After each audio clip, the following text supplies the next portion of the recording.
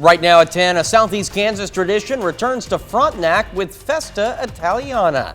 Plus, the Writers' Fair makes a comeback at the Joplin Public Library. Also, we're taking you to the first ever Pop Strut in Miami. And cleanup continues as the investigation widens into the California oil spill. The 4 states' most watched news starts now. The Missouri Department of Natural Resources awards $30,000 to the city of Jasper. The money comes from a drinking water engineering report grant to help the city evaluate water and wastewater system improvements. The grant will help the city identify drinking water system improvements that will help the city continue to meet water quality standards. Now, in addition, it covers the engineering costs for those evaluations and will allow the city to review water and wastewater system improvements. We had a warm but beautiful day, but could changes be on the way? Here's Nick Kelly. Certainly we are seeing changes ready to work on in, Chris. Fortunately, we don't have to worry about it for tonight or for a good portion of tomorrow. But at least we got things quiet this evening from 7th and Rangeline. We're stepping on the wrong side of the map here. 89 degrees was quite a warm high for today after we started, only a 72. Keep in mind our low 72 is where our normal high should pretty much be at this point in the month of October. I have not had anything to track this evening. In fact, we're about to turn mostly clear as we head through the rest of the night. But with the cold front at the surface and a couple upper lows just to the north and west, those are changes that will be rolling in as we go in deeper into tomorrow. But they won't do anything for us tonight or for much of the day tomorrow. Mostly sunny to start the day with lows around 70. Then we're going to warm up again just ahead of the front with highs around 87. But Chris, these systems want to bring us a chance for strong and severe storms certainly by tomorrow evening and tomorrow night. We'll break that down in the rest of the forecast here in a bit. All right, something to watch. Nick, thank you. The city of Frontenac is continuing a 22-year tradition of helping out their students while celebrating their heritage. KOAM's Bronte Sorotsky has more on how this year's Festa Italiana aimed to help out local Frontenac kids.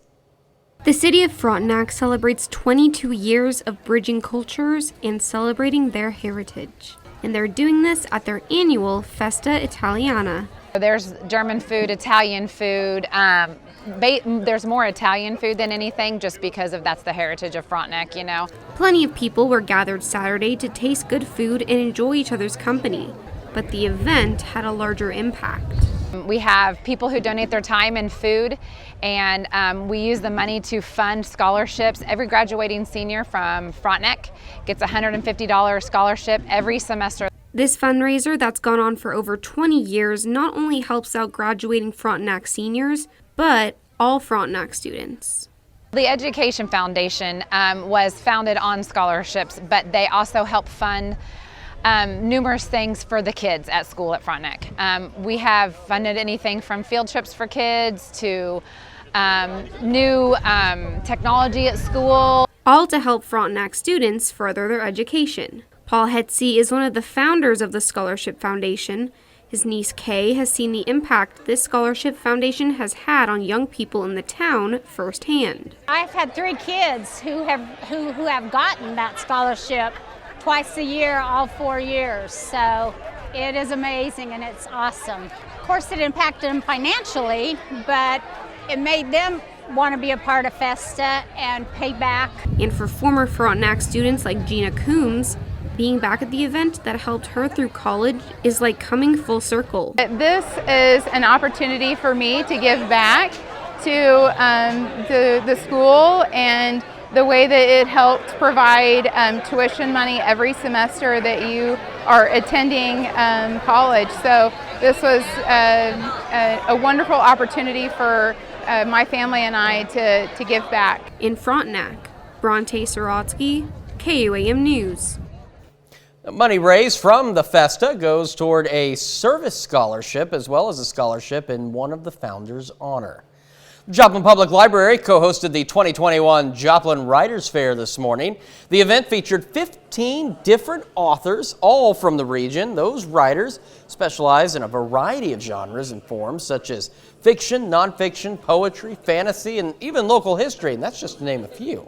It also gave local residents the opportunity to meet some of their favorite local authors and maybe even learn a bit about getting into the writing business. Often whenever you're starting, especially with something that's arts related, people are the best resource, and so when they can connect with people who already have that experience, those people can share tips of the trade and things like that with them. The event was postponed last year due to the pandemic. It was started back in 2017. Miami's Rotary Centennial Park was the place to be this morning for both four-staters and their four-legged friends. Dog owners participated in a community dog walk that also featured prizes, doggy bags, and even a meet and greet with local rescue pets. The fun-filled event, also known as the Pop Strut, was put on by both Miami's Community Crisis Center and the Miami Animal Alliance, and while it was meant to be a good time for both people and their pups, it was also sending out a serious message. October is Domestic Violence Awareness Month, and there is a really high correlation between animal abuse and domestic violence. So we partnered with Miami Animal Alliance just to kind of bring the community out and raise awareness and let people know that we think all people and pets deserve to be safe, and there's free local resources, and just encourage people with information and ways that they can get involved and ways they can reach out for help if they need it. The event was labeled as the first annual Pop Strut, and organizers were encouraged by the decent turnout. They say they're excited about doing it all again next year and hope they can get even more people and puppies involved. Well, as the cleanup intensifies following that oil spill in Southern California, the investigation into the disaster is widening. We're now learning the pipeline damage that caused the spill likely happened several months ago. We're also getting a clear picture of the environmental impact that this is having on wildlife, residents, and visitors. Jen Sullivan has the latest. A changing timeline. Investigators now saying displacement of the pipeline that caused thousands of gallons of crude oil to spill into the Pacific Ocean may have happened much earlier. We're fairly certain that there was one at least initiating incident that occurred several months to a year ago of an anchor drag situation. While the exact number is not known, officials estimate at least 24,000 gallons and possibly as much as 131,000 gallons of crude oil leaked into the ocean from a 13-inch split found in a section of a pipeline several miles offshore owned by Amplify Energy. NTSB investigators expected to review a section of the pipe to determine when and how the leak happened. And investigators are now sifting through a year's worth of data and images from multiple sources to get a better picture of what went wrong. That data will take some time to review, and we already have several leads. Meanwhile, that oil slick is moving south. Tar balls that county officials say are linked to the spill are washing up on San Diego's beaches. If these tar balls are tied back to the oil spill in Orange County, at that point, as a county, we would declare a local state of emergency to better be able to access state and federal funds. In Orange County, residents and visitors are being asked to avoid the ocean water as officials focus on the cleanup. This weekend, nearly 1,500 people were expected to join the effort. I'm glad they're here. Preventive medicine is always the best policy, you know. I'm Jen Sullivan reporting. We're also getting a clearer image of the environmental impact the spill is having on wildlife. The Oiled Wildlife Care Network says that as of Thursday evening, the number of wildlife recovered in the response totaled 35, including 10 birds that were recovered dead. We take this time now to honor one of our many four-state heroes. Rogers Rolls served in the Army from 1955 to 1957 with the 588 Combat Engineers. His hometown, Erie. We're proud to recognize Roger Rolls, tonight's four-state hero. Remember, to learn more about other heroes, or if you'd like to nominate one of your own at any time, all you need to do, head over to our website. It's KOAMNewsNow.com. Still ahead on the KOAM News at 10, the search for Brian Laundrie continues as officials raise concerns over his parents. Nearly a month of searching for Brian Laundrie, and still police say there are no signs of the missing Florida man. The search is centered in a nature reserve near Laundrie's home in North Point, where his parents directed police to go look. Athena Jones reports why police are describing Laundrie's parents' behavior as odd. As the search for Gabby Petito's fiancé, Brian Laundrie, approaches its fourth week, no police activity visible Friday at the Carlton Nature Reserve, where Laundrie's parents believe he went before disappearing. Meanwhile, new details emerging about the period after Laundrie returned home in Petito's white van without Petito on September 1st, and before Laundrie left his parents' home on September 13th, telling them he was headed to the 25,000-acre reserve. Northport, Florida police now revealing they were watching Laundrie before he left, but were limited in what they could do because he had not been charged with a crime. If you talk to a lot of people who have experience in law enforcement, the guy goes for a walk in the Carlton Reserve. He's not wanted for a crime. I mean, what are we supposed to do?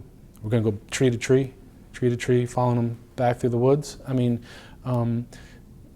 you know, it just wasn't there with the information we had in this case.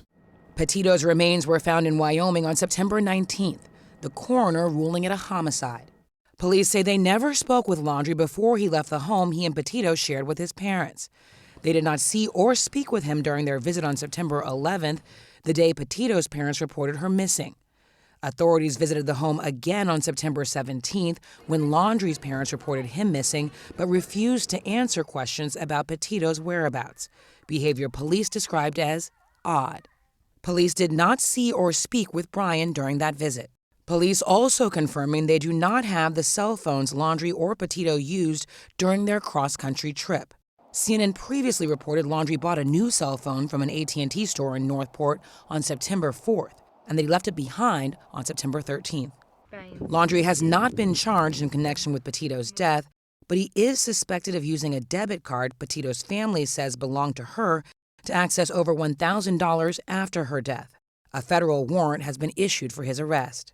In an interview with Fox News that aired Thursday, Petito's family pleading with Laundrie to turn himself in. People want to know how I'm feeling, and I'm upset. You know, I want to just turn yourself in. That's all I wanted. It's just getting more and more frustrating as days go on. The Laundrie family tells CNN they are hopeful Brian Laundrie is still alive. Petito's family calls Brian Laundrie the missing piece of the puzzle. They believe he has all the answers to what happened to Gabby Petito. Athena?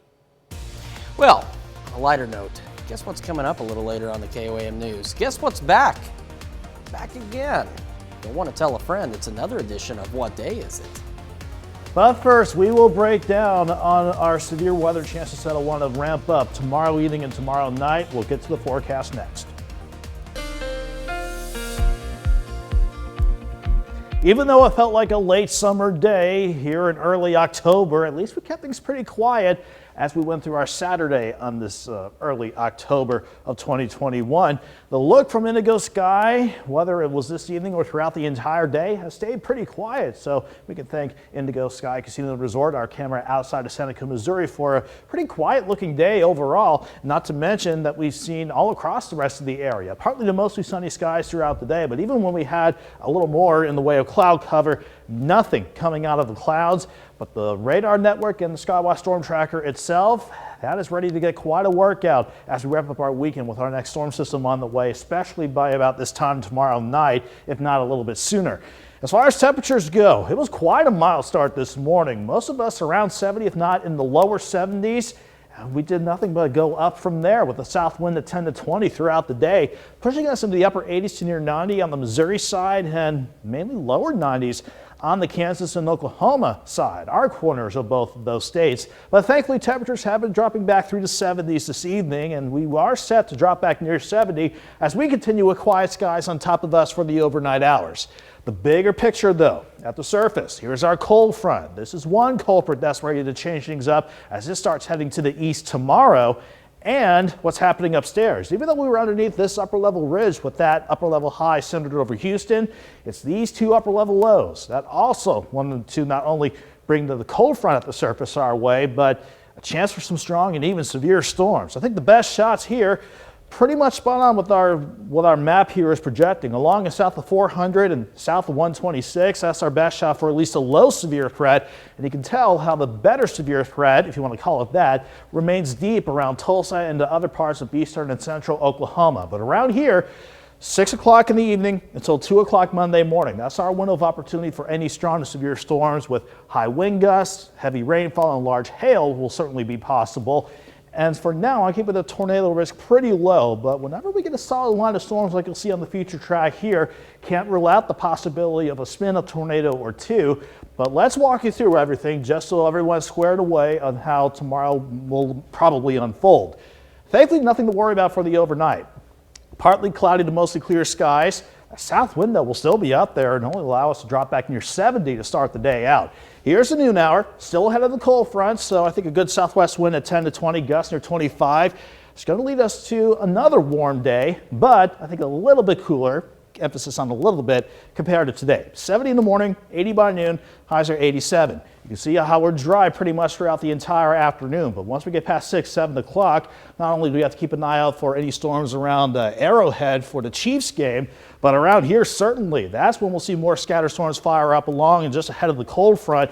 Look how everything solidifies into a line of strong to severe storms working into Joplin by about 11 o'clock, give or take an hour or so. But the worst of the activity will be out here once we get past 2 a.m.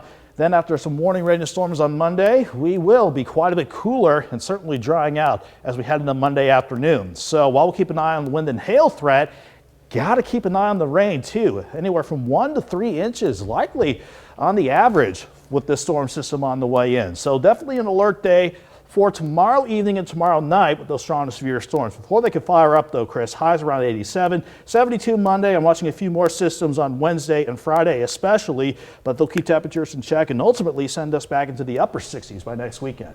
We'll eventually get to fall, but we definitely have to watch tomorrow. It could be pretty rocky for some folks. Yep, we'll certainly keep an eye on things and stay on top of it all. All right, Nick, thank you so much. Jacob Leonard now here with sports. Pitt State and Missouri Southern football both in action today. The Lions face Lincoln while Pittsburg State travels to Northwest. We're going to have those highlights, plus a wild ending for Independence against defending national champion Hutchinson. We got that and more next. This week is week 6 for MIAA football. The Pittsburg State Gorillas enter the weekend on a 3-game winning streak, setting at 4-1 through 5 games. Now tonight they have a big one, hitting the road to face Northwest Missouri State. And Northwest is undefeated, ranked number 2 in the nation coming into the day. The Gorillas get off to a good start. Max Sexton finds Kaiser Newell across the middle. 20 yards for 6. PSU on top early. 10-0 now in the second. Pitt makes a play on defense. Jordan Hendy picks off the pass. And check this out. Right before half, Cross Holmes nails a 53-yard field goal. That's good for 3. Pitt State goes to break up 13. Now to the second half. More defense. The pass is tipped. Webb City product Alex Gaskill comes down with it. Sets up another field goal to put Pitt State up 16-0. But here comes Northwest Missouri. Mike Hohensee deep to Caden Davis. One of his 3 touchdown passes in the second half. Northwest rallies to squeak by Pitt State 20-19. Missouri Southern also on the road today. They're in Jeff City facing Lincoln.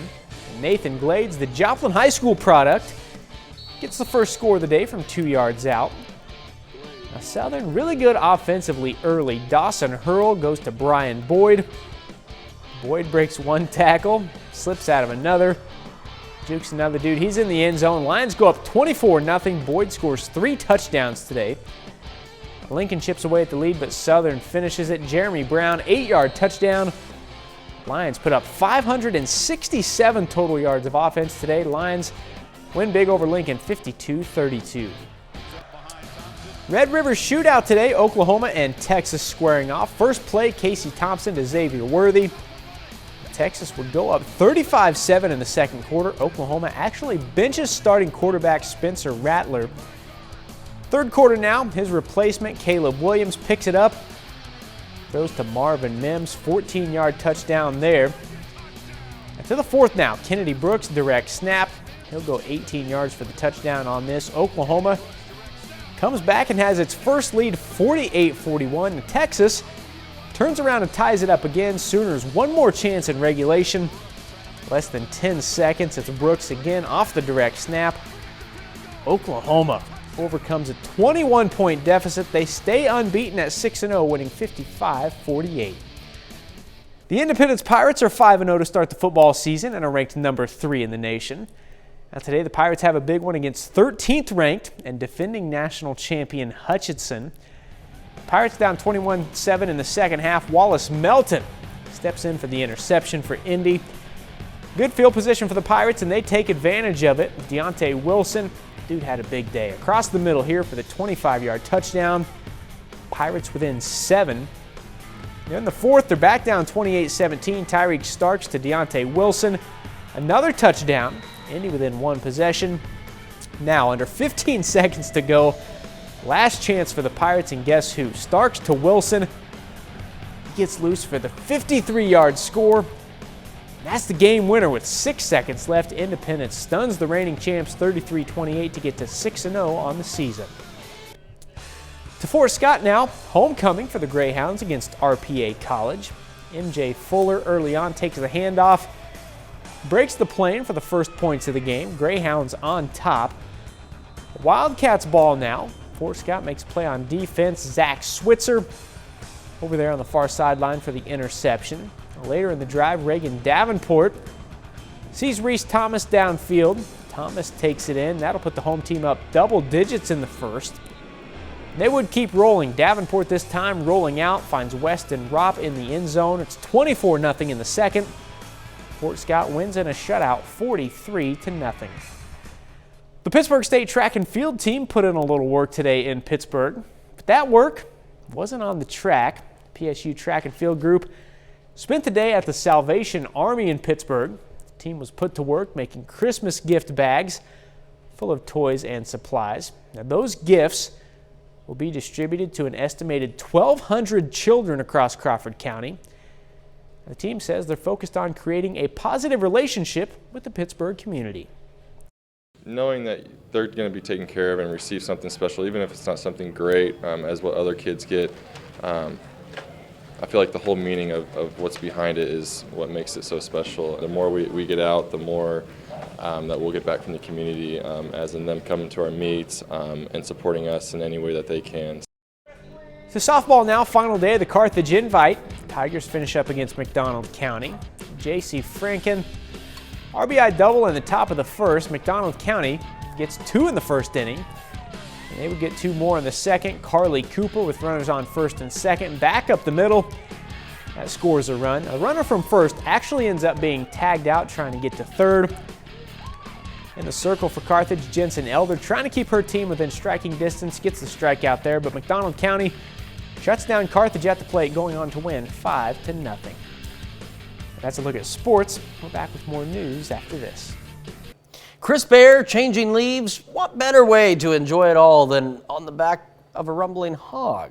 You don't need a Harley to enjoy National Motorcycle Ride Day. It's for anyone who likes to hit the open road on 2 wheels. So get your motor running, head out on the highway and all that.